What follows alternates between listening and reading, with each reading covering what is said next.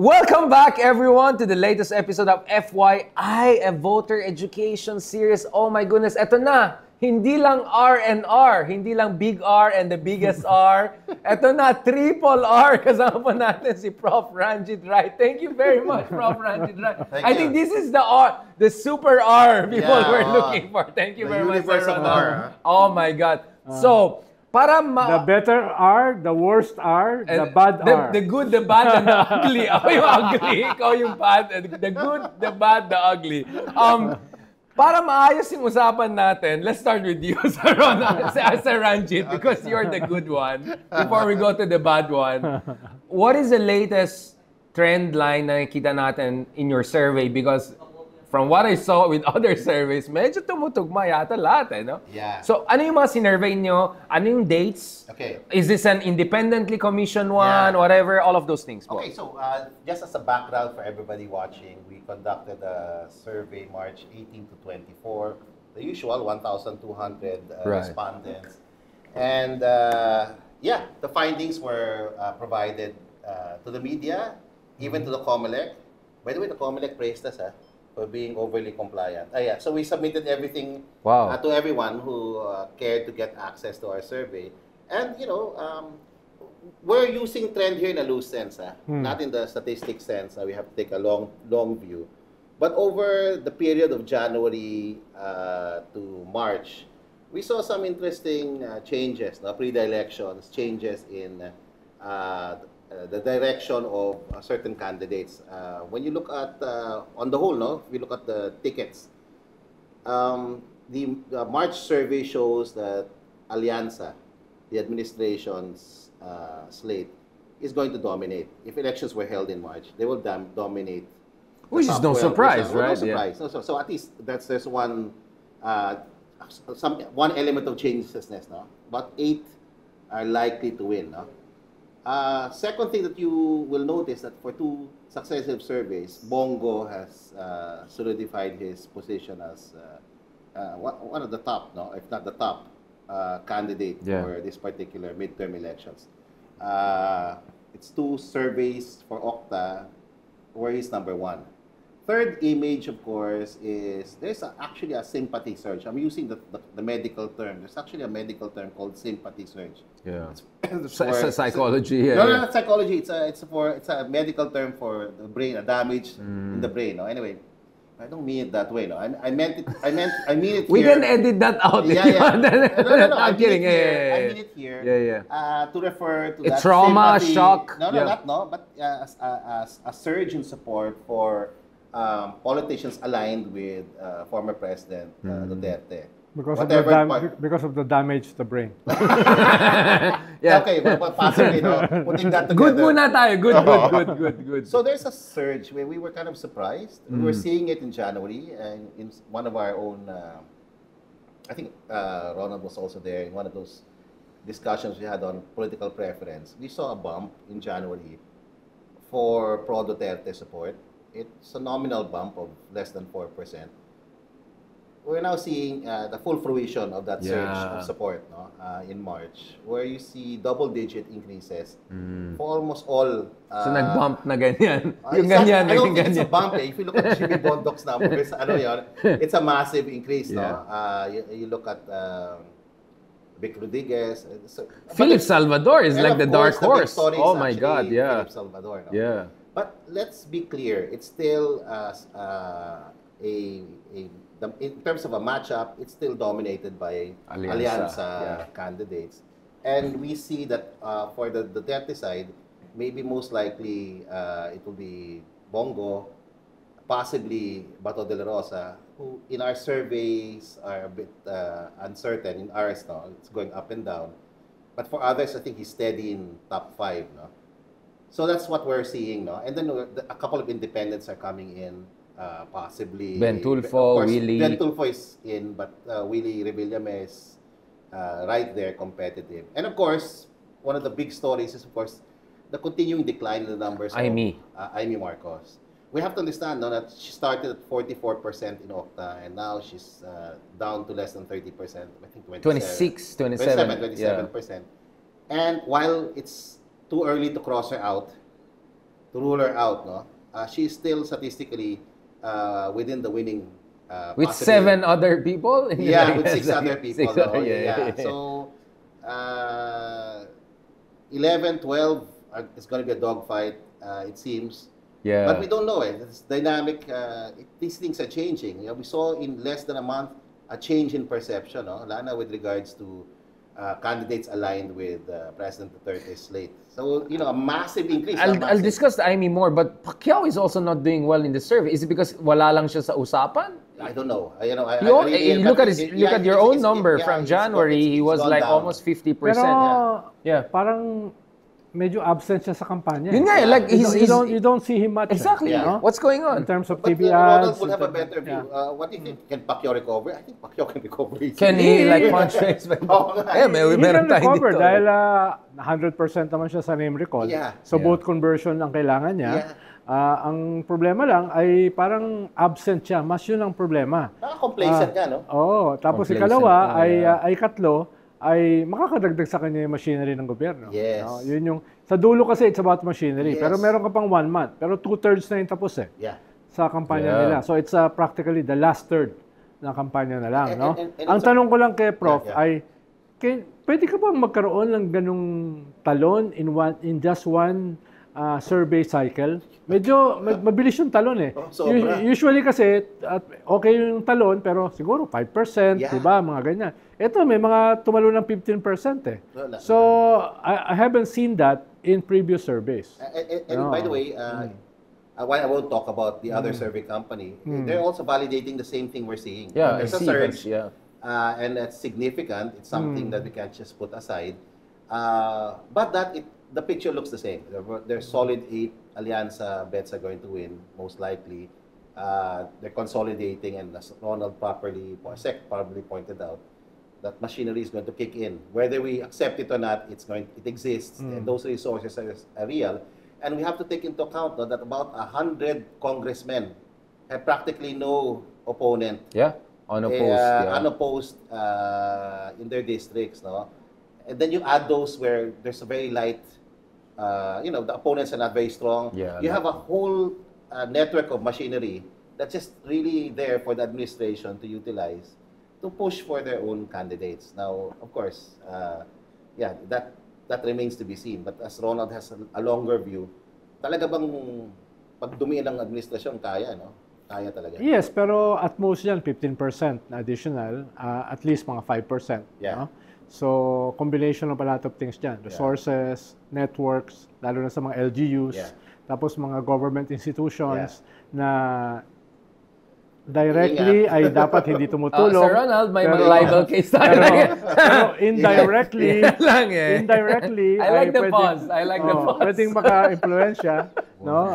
Tapos, syempre, sample ballots. Sample ballots. Yan yung Wala, yeah. So what Sec is trying to say, being somebody who's done this as a secretary under the Aquino administration, Yeah. been there, done that. 5% is really big for those in 10, 11, and 12. Yeah. That's going to be huge, no? Lalo for the administration. I don't know if it's good politics for the president. I'm going to post this. Post this pala. This is a referendum on him, no? And whether we accept it or not, the people he chose to be in his state are going to win. A lot of them are really going to win the. Not because they Not are because- with the because they're administration. Alianza. Because talagang They're kilala just sila. winnable. Yeah, kilala sila. So Reliability is an but issue. Then the next second question is what was gained here? He's probably going to lose. His sister's probably going to lose her Senate post. Isn't that a slap on the face of the administration? Is it? Or is it a slap on or is the... it a wala kang... political It calculation? is a slap on the face of the administration dahil nakaka-surge yung Kapila. opposition. Even yung pink opposition, Let's not forget nag-increase sila. So yun yung problema. It's a reflection on the failure of government. At kung titignan mo rin yung mga approval rating, medyo bumababa rin si BBM. yeah. So, bibilangin mo lahat ito, they have to do something dramatic. Yeah. No? Alam mo, what are they going to do with self-rated poverty? Yeah. What are they going to do with 28% involuntary starvation? Yes. No, what are they going to do? Yeah. 'Di ba na bumaba daw ang inflation by 1.9%. Pero ang, Hindi naman ang nararamdaman. pakiramdam ng tao, mataas ang kuryente at mataas ang Yung bigas pa rin, mataas. mataas ang pagkain, mataas Yeah. ang gamot. So, itong mga nangyayaring ito ay probably ay may mahaba pang gestation period Yes, para yeah. maramdaman ng mga tao.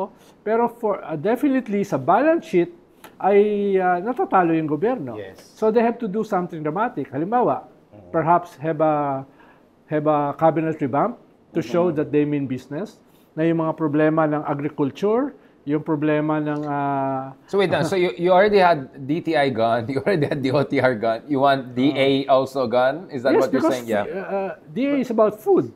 Yeah. And DA is DAR, negative. It's dragging down the economy, no? So ano yung nangyayari sa labor? There's nothing going on labor. Yeah. No, for the past 3 years. Di ba yung dalawa, tatlong distribution ng AKAP, yun ang sagot nila? Isa pa yun, yung budget. It's still Yeah. taking a stall. Yeah, yeah. Oh, dahil yung pa rin na nasa consciousness ng tao na may nangyari dito. So they have to do something dramatic. Yeah. Isn't the AKAP gonna actually help them once people I think it feel? is, kasi Yeah, the yun nga eh. second or third- Yes and no. Because in terms of propaganda, Yeah. ay Hindi maganda. negative ang Oo. AKAP. In terms of machinery, sa dulo, It may helps. positive siya. So, ano yan? Tatabla? Ninet- Or, ninet. Yeah. lalaman, no? Parang feeling ko mag-net sec. Kasi Oo. sa amin survey, lumalabas. Yun nga eh, that's what I 6 wanna out know. of 10 Filipinos support AKAP eh. They think it's beneficial. And in fact, close to 7 out of 10 want it expanded pa. Yes, And pero... then nag-distribute sila ngayon. Oh, Baka di ba Yeah. kaya makatulong yon? yeah, pero Prof, ito kasing Yeah, cycle. surge na Yeah, ito, yeah. ibig sabihin ay hindi ganun kalaki yung epekto ng AKAP. Tama. No? Hindi matatapatan eh. Itong surge na ito. Dapat kahit papano, natatapatan nila yon kahit Yeah. papano, di ba? Yung mga surveys na lumalabas, at least 2 surveys na lumabas, ay parang walang epekto yung AKAP. Yeah. No? I don't think any event will approximate the incarceration of a deity like President This is Duterte, or unprecedented. Yeah. This is a literally. wild territory. Yes, but it's a battle of narrative. Eh. Yes. Ang problema, yung narrative ng mga biktima hindi naririnig. Ang naririnig Yes. ay yung narrative ng nakapaa si Digong, Tama. 27 medicines yung iniinom araw-araw, tapos he was na-violate yung kanyang human rights, na-violate yung kanyang due process. So yun yung dominant eh. Yeah. Ibig sabihin, in that propaganda Province war, of Hague daw tayo. They're Province making of points, Hague. yeah. in the propaganda war, natatalo yung gobyerno. So, kinakailangan mag-scale up yung gobyerno o ayusin yung narrative. No? Dahil NGO, civil society can do only so much. Yeah. Yung gobyerno talaga ang aasahan na To drive mag-create the narrative. ng isang Okay, narrative. let's talk about that. Speaking of the narrative, the way I see it is parang organic, spontaneous yung narrative nila nagde-develop because of the hearings, right? Yeah. Like Remulla admitting the justice system failed. I think that was because they were berated by Aimee in the Senate. The Remulla But brought context, right. Please. Please. The justice system failed during the time. That we were very clear, di ba? During the time of the Duterte. framing was that, there was nothing anyone could do because nobody could file a case. Yeah. Locally, Because dinodoktor sa baba pa lang. So, but I want to tease out from Seke, yung maganda yung point niya about narratives eh. And it doesn't have to be propaganda for the administration. It can be actually a serious discussion of what Principled is- communication of- strategy. Of something as legitimate as the victims. Yeah. Diba? If there are real victims, it did really happen, and that the goal moving forward is to not let it happen again. And that's talking about reforms, talking about maybe compensation for those who are Sure. truly victimized, Truth Commission. unjustly victimized by this, and maybe even rejoining the ICC. So maybe, you're right, Pero, sir, yung narrative. some issues for the narrative are slow burn. Yeah. Ang kailangan ngayon is quick burn. Yeah. Yeah. No, ano ba yung peg sa narrative at Time saka frames, na yeah. mabilisan magkakaroon ng impact?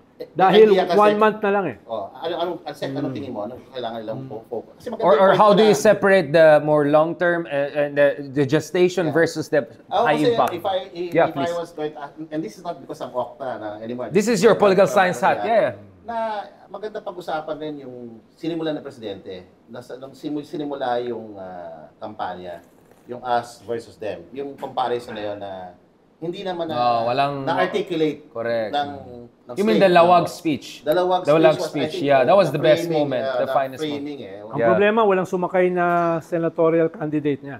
Kasi dahil nga... Kasi walang credibility. Hindi, I think they just don't want to alienate anyone. Playing safe. Playing safe. And this kind of contest, that might actually work.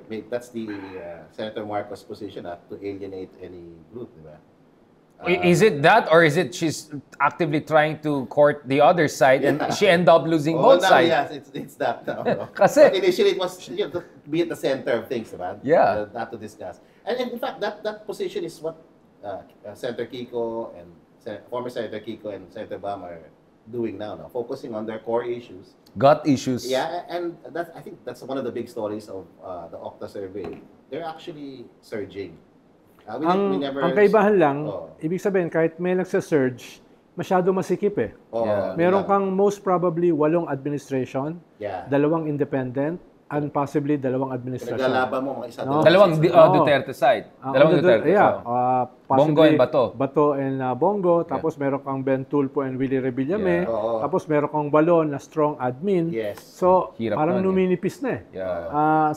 Anong sabi ni Prop? Yung Tightening. Nagko-constrict na yung labanan, no? Kaya So how can they stand out? Even if there's a surge, no? Yeah, exactly. So how can they break that that kind of parang kumbaga deadlock kumbaga, di ba? Are they the same? Divine intervention. Well, aside from your spiritual Padre Leama, so no, honestly, some would say that Bam and Kiko are not necessarily doing the same thing. That maybe Kiko actually is much clearer in terms of the issue of Sara impeachment or the ICC issue, while Bam seems to be much more inclusive. Yeah, but the data is or showing ambivalent. but the data is showing the bump is experienced by Bam. Rather than Kiko. He's he's steady. The Bam numbers is are steady. about 4%. Yeah. And Pero, from January to now, about 6% sa Okta. Than Kiko. No, not Kiko. But his Kung own January, numbers, kung from January to today. From the previous survey ng Okta, mga 4. Yeah. So his strategy is more vindicated. Except there's one possibility. What if Kiko is the secret candidate who will have that 5 to 10% bump should the day Could come? be. Then that will cancel out whatever. What's this talk about secret candidate? Why don't you No, enlighten me? but isn't historically that the case that in the Senate race, Sir Ronald, that there's Dahil a formal 12 slate? yung candidate ng administration, nabawasan ng isa. Yes. Si Aimee. Yes. So, meron ba silang ipapalit doon, Yes, no? Sa number 12. Hindi ba si Ben Tulfo? No? Well, pwede nilang kunin si Willie Revillame, pwedeng kunin si Kiko or Bam, yun. no? Hindi naman sila kukuha sa mga Duterte. Definitely. So kukuha sila either sa independent. Halimbawa, si Willie Revillame kasi dinadala ni Cheese, Yeah. no? Pwede ring one of the pinks, Kiko or Bam, baka mahirapan kung dalawa. So, yan ngayon yung mga nego. Yan ngayon yung mga calculation na ginagawa. Doon sa pink, sa side na yun, no? Sa Liberal Party and their own movement. Well, Bam is going independent, I know right? he's independent, no? Bam is saying basically he's independent. But, you know, is there some resurgence of, ano pa balita sa inyo? Are they going to organize? Are they organizing? Is everybody in that network? Well, they can only organize so much dahil hindi naman kasi partido yung pink. It's a movement, no? So, na medyo spontaneous masyado. Baka too late naman to create a new brand dahil 1 month na lang yung natitira. No? So, malaking bahagi na are negotiations, no? Negotiations with influence groups, local politicians, religious groups like Iglesia ni Cristo, etc. No? So, tingin ko, yan naman yung ginagawa nila early pa in the campaign. Pero ngayon kasi, dahil nagta-tighten na, tapos halos nawawala na yung 1 to 2 possible na na pinagtatalunan, no? Nagsasara na nga. Baka pati nga yung isa nawawala na, no? No? So may dalawa pa, kaya pa eh. Pero isa na lang pinaglalabanan na pwesto eh. What about tactical voting? Yung idea na kunyari, ikaw ay supporter ng genuine opposition. You want enough kasi ang usapan dito ay impeachment ni Sara eh, 'di ba? The idea is Kiko and Bam, of course, you want both of them in. But you also don't want some of the independent ones na within the range na pwede pa rin talunin na mukhang mas on the other side. So you can help some of the alyansa na mas sigurado ka who could vote against Sara. Siguro yun yung difference ng mga ibang survey. Halimbawa, Diba? sa survey ng Okta ay mga number 9 si Bato. Sa survey ng isa, number 2. Three. No? 2 to 3. Three, yeah. So medyo malaking difference yun. No? Sa survey ng Okta, si Bato ay pwede pang talunin. Yeah. Doon sa Pwede pa survey malaglag, sa survey ng iba ay baka mahirapan na. So, yan yung Hindi, for instance, Pacquiao, sa F-survey nyo, may chance pa. And I won't be surprised that maybe Pacquiao will be on the right side of history. Dahil si Pacquiao kasi number 12. Should you help Pacquiao if you're also Tapos supporter kung of Bam? mag-scale up siya, tapos with the Admin. admin machinery, Pwede. may chance siya kumpara dun sa mga nasa labas ng 12 na hindi admin. Yes. Right. No, ilang sinasabi ko, nak. Yeah. Kumpara dun sa mga nasa labas ng 12 na hindi admin, mas may chance yung nasa dulo na 12 na admin. No? Going into the home stretch. Yes, sir. Pero bagong phenomena kasi yung ganitong klaseng surge. Yeah, no, medyo no, it's different. incredible, Kaya nga ang tanong ko kay Prof, nangyayari ba yan in the past? Ang alam ko kasi hindi eh. Meron kang surge na mga 5% sa compared do sa previous survey cycle. Yeah. Ito kasi nag-surge ka ng 15%.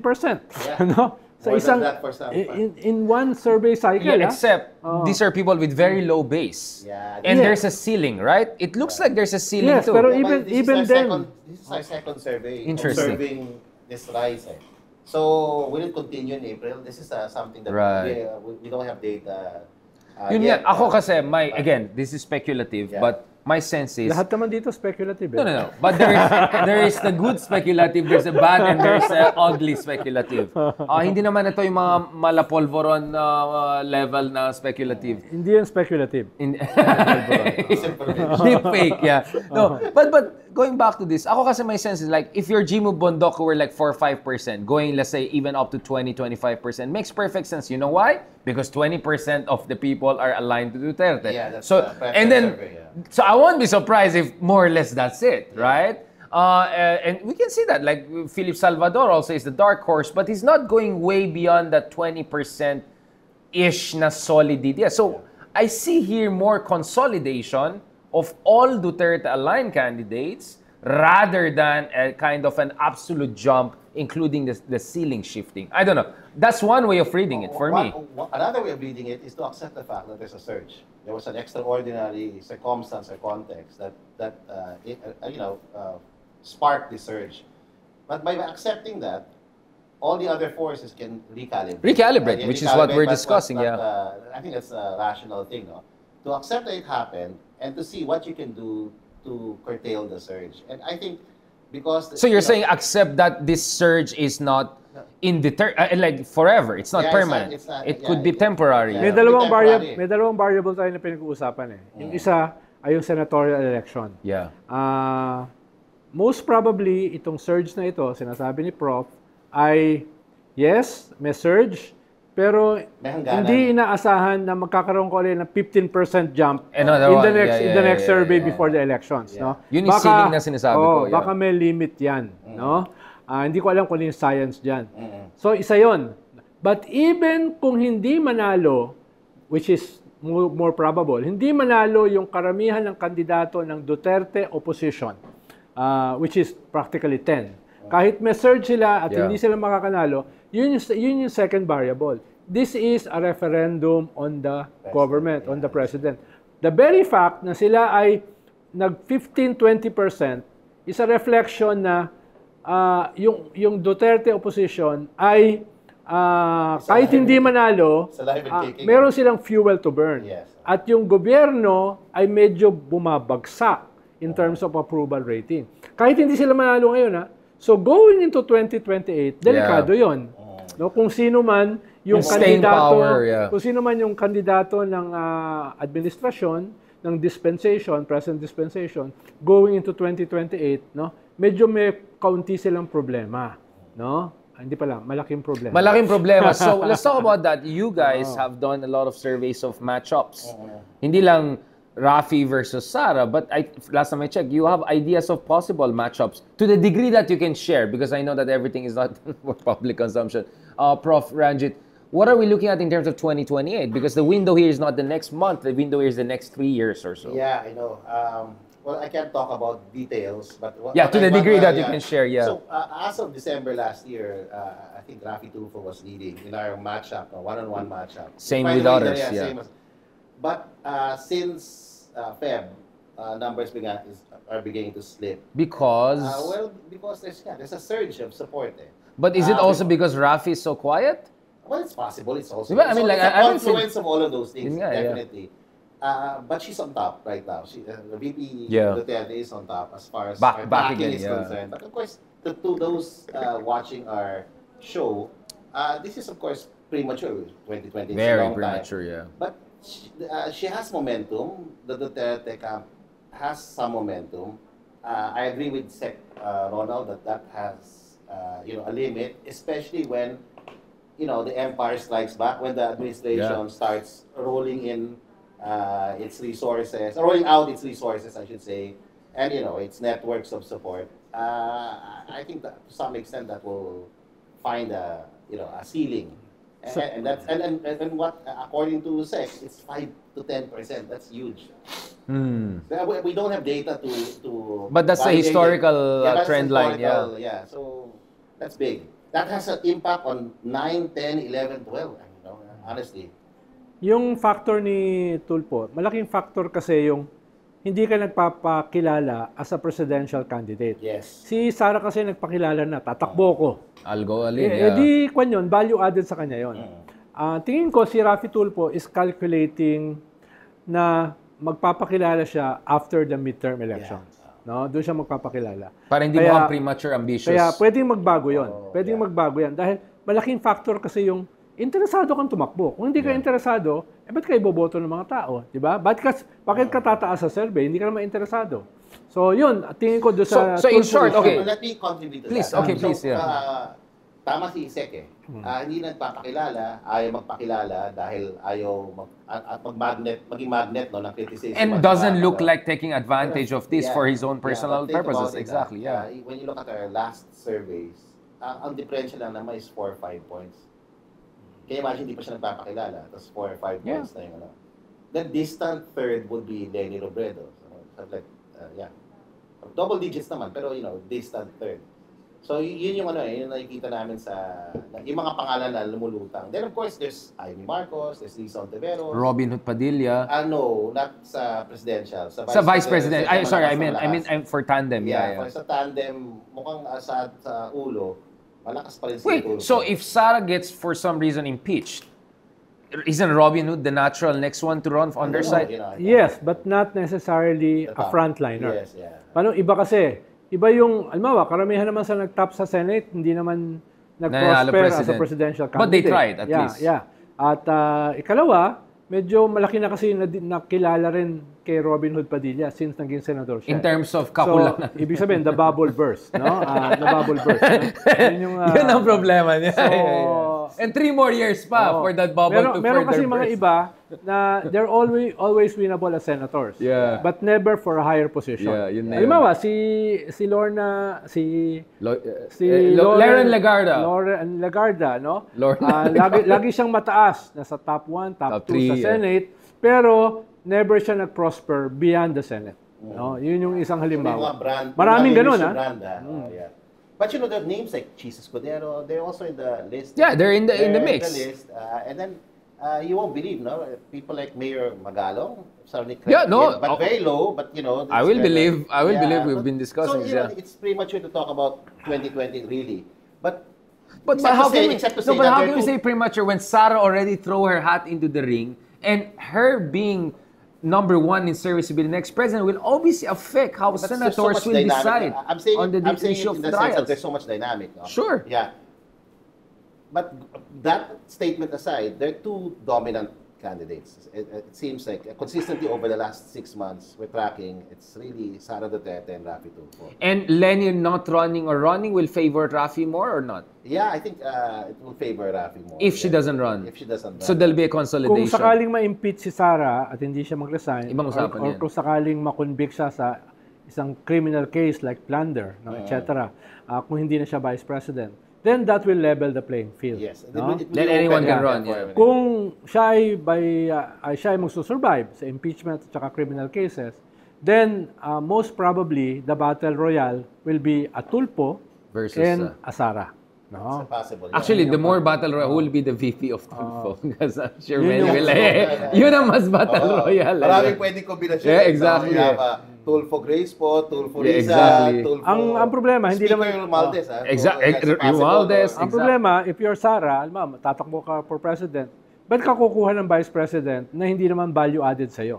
Usually, kukuha ka ng vice president na hindi sa'yo para makadagdag. Halimbawa, kung ikaw ay taga Kaya sa Mindanao, norte, no? kukuha ka Aimee. ng taga You Luzon. get Aimee. Kung babae ka, kuha ka ng lalaki. Yeah. Kung ikaw ay PDP labang, kuha ka sa ibang partido. Senator usually, Padilla, wala mong value added. yun Malaki yung... naman value added natin. Well, I doubt it. I doubt it. Dahil, una, There's no gray area there. parehas sila ng constituency. Tama. Diba? Kung Actually, halimbawa, parang sumakay lang siya kay Sara. halimbawa, kung tatakbo si Raffy Tulfo, kukuha siya ng hindi niya ka-constituency Yeah. para madagdag sa kanya yon, no? Yun yung logic. Or maraming resources. Yun yung logic. Or maraming resources. Okay, I'll reveal something also. Sige, Oh, 6 eto na. months, ha? Eto So na. ito, without going to details. Yeah. The strongest tandem for VP Sara Duterte, if she's able to escape all of this and Is survive, Aimee. is Aimee Marcos. Exactly. Yeah. North-south. There's no tandem, including that Yeah. of Tulfo or whoever he chooses. But if she loses the Senate, she will not look like a viable... If she is destroyed, halimbawa, hindi lang siya matalo.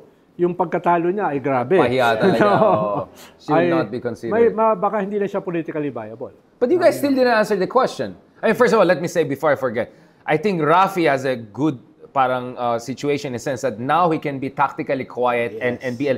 But he can go all in later on and more than make up for that. So okay pa siya. I think he's still in the goods. And magkakaroon siya ng dalawa pang kapatid na sila. Medyo mag-amplifier. Can run as vice president. Exactly. Like, oh my God. Although embarrassment of riches sometimes may not work in your favor, right? That has never happened before. Yeah. Tatlong senador, But you no? still guys haven't answered me. If Sara is disqualified for any reason, impeach, whatever, convict, kasi there's even one scenario, even if mag-resign siya, pwede pa rin siya ma-disqualify because she can still be held. But the Kung point is, mag-resign siya, pwede siyang kasuhan ng criminal cases. that's what I'm saying. Diba? So hindi siya tatantanan, Sek? Oh, mukhang yun ang sasabihin ng Congress, hindi siya tatantanan. They will really disqualify her. Nakahanda. I have to be the... So preemptive resignation. I'm the person of objectivity in this conversation Yeah. because I'm a member of the civil service now. Oo nga pala. Yeah. Did you just read the memo? Oo nga pala. Hindi mo napansin na Did you get the memo? I am very Hindi mo objective. napansin na objective din kami. Objective. Napansin ko nga. Lalo ako. Andito na nga ako with Boxer. No, but this is the last one I want to ask. Like, okay, if Sara is disqualified, who will run for them? Bongo, Robin Hood, Hey. Baste? Don't count Bongo out if he's number one here. That's what I'm saying. He makes a strong argument. For And that don't side. count out Bongo's dynamics with Sara. Yeah. They're not. They're not on the same page. Duda ako kung magsasama sila. Yeah, Duda ako, Duda yeah, no? exactly. Ikalawa, kahit mag-top si Bongo sa Hindi Senate, sigurado rin. no, ibang usapin yung nag-top President. at yung tatakbo for president. Yeah, that's true. Dahil napakalaki ng charisma ni Bongo. Imagine mo siya Parang hindi ka convinced sa sinabi mo. Parang hindi ka convinced. Biglang nag-pause ka. Di mo ba napansin na sarcastic ako? It's so thick. But Sek, Pero di ba number pwedeng one pa vice rin president? siya. Number one pa rin siya. Boss, malaking bagay. I mean, hindi siya mag-number one sa last one, Vice but president still. pwede siguro. Well, depende kung sino yung presidente yun, niya. sino ulo, no? Dahil I doubt kung magsasama sila ni Sara, Definitely, president at saka Yun nga, Vance, di ba? no? Yun yung problema Yun nila. yung, Without Sara, what are their options? Bongo, Baste, Robin Hood? Parang, di ba, biglang, like, it's so dependent on Sara eh. Yeah, but here's the point, and Sek has rightly pointed this out. If this administration continues to Underperform. underperform, That's be just- suboptimal, Yeah. no matter what happens, that will be an argument for their side. Yeah. And I think that's their major perspective now. Just leave the administration do exactly what it's doing, and we'll take over in 2028. Whether So basically, there the point, can't be any. But if Sec argued, if there's a U-turn, di ba? The administration continues to focus on the ball, good governance, sustainable, equitable development, a real U-turn, baka the moderate candidates have a space. basically, the government has all the cards, right? Yeah. And yet, what is missing, Sir Ronald? The government has all the cards. I mean, the way I look at it, if you were to Is that a question? It is a demand. It's a request for unsolicited advice. No comment on my side. Civil service. Parang yung tinatanong mo, alam mo yung sagot eh. Bakit Sir Ronald parang ano? And if Nag-hedge ka na ngayon. Richard, if you know the answer, alam mo, that will be it, di ba? I am totally clueless. I'm an innocent Actually, mind. kaya mo naman sagutin. I think people understand the purpose of this show is you will say what I don't want to say myself. So thank you so much. Eto na, I think this triple R thing has a future. Thank you so much, guys. Talagang the good, the bad, and the amazing, the most amazing host. Thank you so much, everyone, for joining this latest episode of FYI, hindi lang voter education, pampapamilya pa. Kabuhayan Showcase.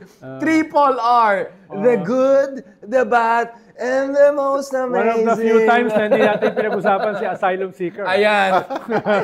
And by the way, for the very first time, wala tayong Harry Roque Special Edition. So that will be our next episode. Where in the world is Harry? All right. Thank you so much. Maraming salamat.